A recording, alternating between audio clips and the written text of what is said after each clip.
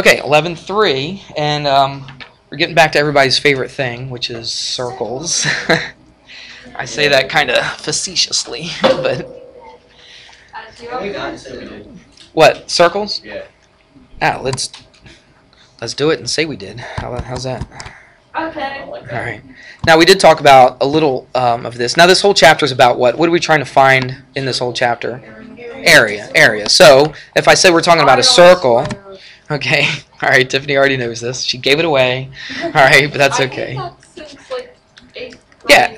grade, I kind of tried a whole bunch of stuff and somehow got that answer and a whole bunch of other geometric equations having to do with circles, spheres, etc. All right, good. So you should be good at this then. All right, so we've done perimeter already, but we called it what on a circle? For some reason they give it a special name. What do we call that? Circumference. Just review. What was the circumference? I'll put it up here.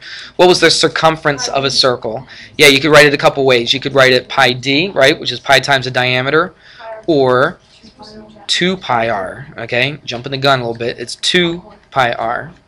Connor, you with me? All right, so that's what the circumference is. We've talked about that already, haven't we? All right. Let's talk about area. Area, I'll just give it right out to you. Okay, it's pi r squared. All right, it's very familiar. You've probably done this stuff probably since middle school, I would guess. I don't know. Did you learn this in 5th grade? I don't know. You might have learned it in 5th grade. I don't know. I can't remember. 6th grade definitely does it. Yeah, you might have even learned this in elementary school. I'm not really sure. Yeah. Okay, but okay, in 4th grade.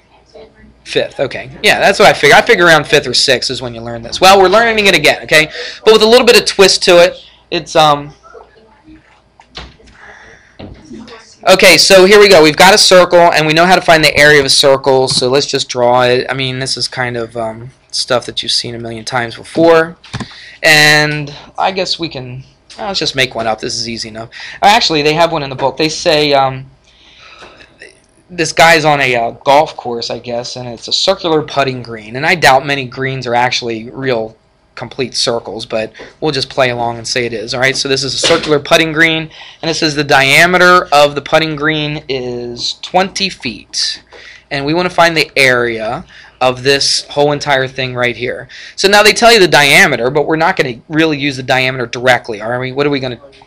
Radius. We're going to find the radius, right? And so obviously the radius is 10 feet. That's pretty easy, so let's just plug everything in. So A equals pi. I'm going to write everything out. Pi r, which is 10 squared. Now look, you can actually do this without a calculator, can't you? Because what's 10 squared? It's 100. And what is pi? Now you can use your calculator if you want. Use the pi button on your calculator. But this is so easy. You can do it without a calculator, can't you? What are you going to do? How do you multiply that by 100? 2 times, right. 2 times to the right, so it's 314. Now it's in feet. What is my area in then? It's feet squared, okay? Or you could say square feet if you wanted to. I just like to write feet squared. That's good enough. Now again, like I said, I'm not going to take off if you don't put feet squared, but get in the habit of doing that though, okay? Yeah, because I take off. there you go.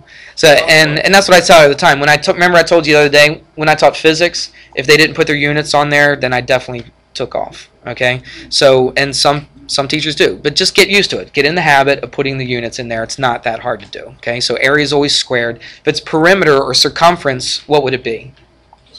Just regular feet, inches, centimeters, whatever they give you. Right? It's just a distance. It's a length. All right. Good with that? That's easy enough. Let's tweak it just a little bit. Okay, here's one more example. This is on top of page 783 if you want to follow along. This time it says find the radius of the circle. It doesn't say find the area of the circle. It says find the radius of the circle. This is how I set it up. I put r equals question mark. I always like to put that because that tells me what I'm trying to solve for. Some people just put a blank there. I like to put a question mark.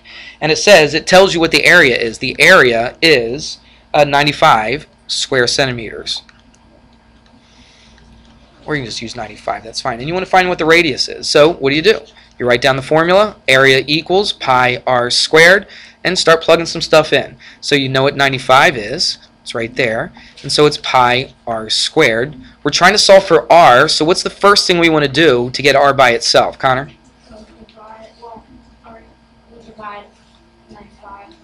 That's right. You want to divide everything by pi. Get rid of the pi first before you get rid of the squared, okay? It's kind of like the, when you're getting rid of stuff, it's kind of like the opposite of order of operations, all right? So you get rid of what's being multiplied first, and then you get rid of what's being squared.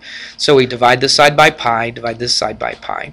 Now just use the pi button on your calculator when you're putting this stuff in there, okay? I think that's what the book does. Just so we're consistent with the answers in the book, just use the pi button. Do you know where that is on your calculator? We'll show you in a second on the graphing calculator. So the pi's cancel out. So r squared equals this, but in order to get r, what are we going to do? Take the square roots. Take the square roots, okay? So we're just going to plug this in a calculator, 95 over pi. Put that under a square root, and then get what you're going to get. So let's pop the calculator up here, and let's put it in. Do it a couple different ways. Ooh. Stuff I did earlier. It was just still on there. So watch, hit the square root button. So on this calculator, it's the second function, then right there. Okay, it already gives you parentheses. Then hit 95 divided by pi. Pi button here is second function, and it's that little up thing. See the little pi button right there? So you just hit that. So that's 95 divided by pi. Close that parentheses.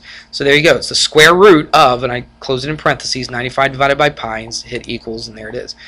So we round it to one decimal place, so we'll go what? 5 point what? 5. Okay, so it's just 5.5. Now, if the area was in square centimeters, what's the radius going to be? Not squared centimeters. It's just the radius. It's just the length. So what is it? Centimeters. Just plain old centimeters. Okay, because this was area, that's why it was squared centimeters. Radius is just a distance. It's a length. We just keep it centimeters. We good? All right. Now we can move on to that other thing I was going to talk about.